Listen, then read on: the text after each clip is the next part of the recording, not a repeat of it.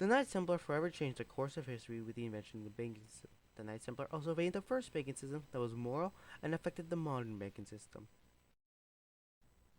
To understand how the Knights Templar achieved this, we must understand why it was founded, or how it's known to as popular media today. To many people, the Knights Templar are known to be elite warriors for the Crusade, but that was actually a minor part of the Knights Templar. The major part of the Knights Templar was actually its banking system. The Knights Templar were main constructors of bankers. Yes, you heard me right. The Knights Templar major thing was banking, not fighting. The Knights Templar nowadays might be shown in popular media as this all-military force, a group who controls the world in the shadows, a group who has eyes and ears everywhere and has a mystical, magical treasure of the Holy Veil somewhere. This isn't true in the slightest. The French took them out in 1307. The reason the Knights Templar was founded was to protect pilgrims on their way to the Holy Lands. One of the best ways to protect a pilgrim was to prevent them to getting robbed. Now this was very hard in those days, as it's not hard to rob someone carrying a huge sack of money.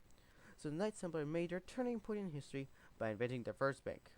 This was revolutionary at the time, because now pilgrims didn't have to worry about getting robbed or carrying huge sacks of money.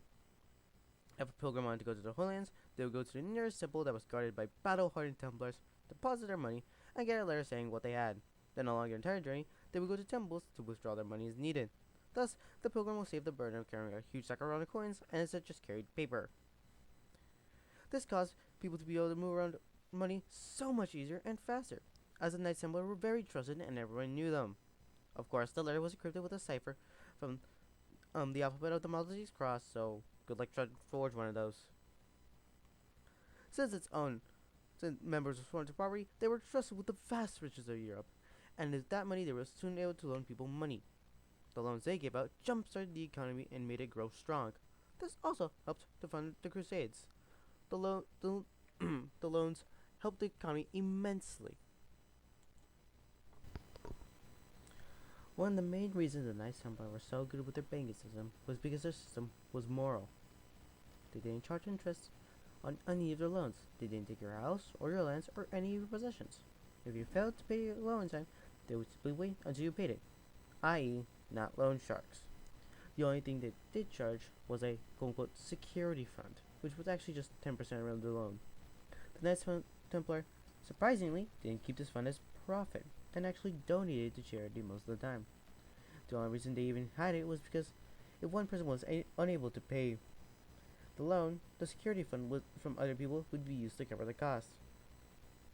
They would also keep the money safe from kings, because it wasn't uncommon for a king to suddenly show up and demand taxes or tribute. When someone put their money in the temple, the Knights Templar swore to defend it until they came back, usually to the bitter end. The Knights Templar created a sort of retirement fund in which people could leave their money in the temple and nobody would touch it.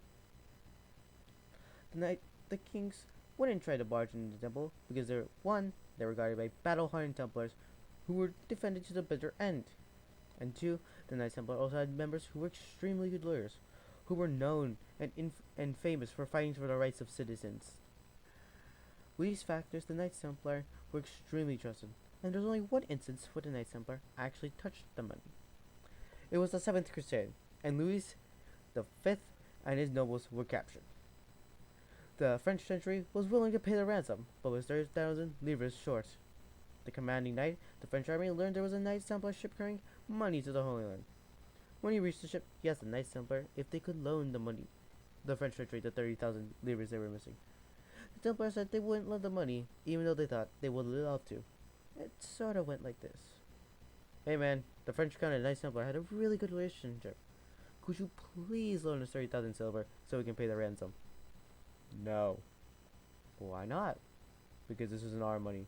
We'd just love to lend it to you, but we can't. We have pledged to defend this money. We could ask the owners if they want to lend you the money. You do realize I have a couple thousand more men than you, and I will separate your head from the body if you don't loan me 30,000 silver livres. You know what?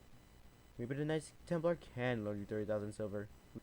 This is the only instance of the Knights Templar using someone's monies without permission. The only reason they didn't fight was because of three reasons.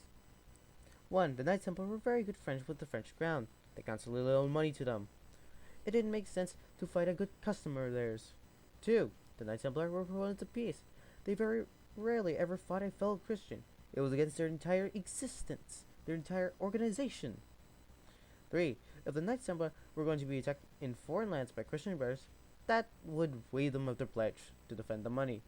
Thus, the problem was solved with violence.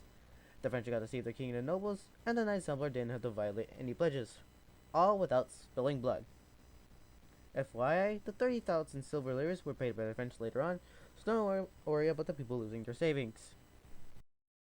Another way they were more was that they didn't have fractional reserve banking. Yes, the Knights Templar who created the banking system did not create a fractional reserve banking. That credit goes to the goldsmiths in London in 1640. The Knights Templar almost always had their money on hand and weren't just going willy-nilly with people's money. The Knights Templar knew how dangerous fractional reserve banking would be. Gee, I wonder how in the world if we didn't use fractional reserve banking would be. I also wonder if people weren't just willy-nilly with people's money. I can see nothing going wrong. The banking system that we know would not be the same without the Knights Templar. The Knights Templar helped with the modern banking system. Now one of you may be asking, well, how does the Knights Templar help with the banking system as we know it today? Well, it starts in Switzerland. Now, from that, you may also get another question, how did the Knights Templar even end up in Switzerland? It's called the French king going on a killing spree on the Knights Templar in 1307. The French king at the time was deeply in debt to the Knights Templar, and decided the best way to get rid of his debt was by killing the Knights Templar. Now he couldn't just kill them without reason, so he tortured them until he got a confession of them being heretics or something along the lines of that. He didn't really care. Then he went over to the Pope, showed him the confessions, and basically held him at gunpoint. So he forced the Pope to call the Knights Templar as heretics. Then every king watched what the French did and decided it was also a very good idea to kill the Knights Templar to get rid of the debts to them. And then the Knights Templar were forced to flee to Scotland and Switzerland. Anyways, back to banking. The Knights Templar introduced the concept of a clearinghouse. And in a nutshell, this person basically finalizes trades, settles trading accounts, and oversees the delivery asset to the purchaser, and reports trading data. This was great at the time because now it made people consider whatever debt they had much faster. It also gave you a statistic on whatever happening in the temple or in the economy. Another thing they did was a medieval portfolio manager. These investments were managed by experienced financial experts, and there was a 0% chance of them screwing you over with a bad investment. Why? Well, if you remember what I said at the beginning of the video, you will remember that the Knights Templar were sworn into poverty. This ensured that they didn't go willy-nilly with the investments and the money, because, well, they had nothing to win from it. If they made a bad investment and won, well, they didn't get any of the profit because they sworn themselves into poverty. Another thing was the vault. Now you might say, oh, well, how does the vault compare to the temples? Okay. Well, back then, people felt secure when there's battle-hardened Templars guarding their money.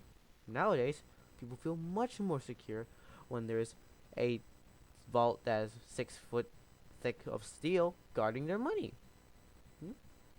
In conclusion, the Knights Templar changed the course of history by making the first banking system in the world.